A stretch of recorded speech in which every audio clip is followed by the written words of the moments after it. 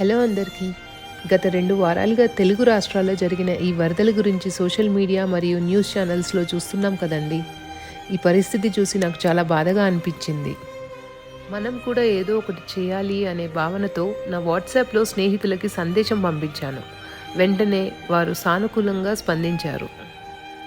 మా అన్నయ్య కూడా ఆ ఇనిషియేటివ్కి సపోర్ట్ చేయడానికి ముందుకు వచ్చారు. అన్నయ్య ప్రాథమికంగా అక్కడికి వెళ్ళి కొన్ని క్లిప్పింగ్స్ పంపించారు. ఆ క్లిప్పింగ్స్ ఆధారంగా అవసరమైన పరిష్కారాలను ఆలోచించాము. భోజనం చేయడానికి కావాల్సిన వంట సామాగ్రి లేకపోవడంతో ఆహారం అందించాలని అనిపించింది. ఎందుకంటే వారికి ఒక పూట విందు అందినా ఇంకో పూట కష్టపడాల్సి వస్తుంది. అందుకే ఆహారం అందించడం ఉత్తమం అనిపించింది.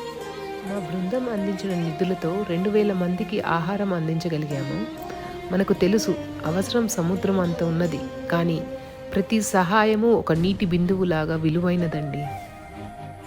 ఈ మన చిన్న ప్రయత్నం మన భావితరాలకి మంచి ఉదాహరణగా నిలుస్తుందని ఆశిస్తున్నాను. అందరికీ పేరు పేరున ధన్యవాదములు.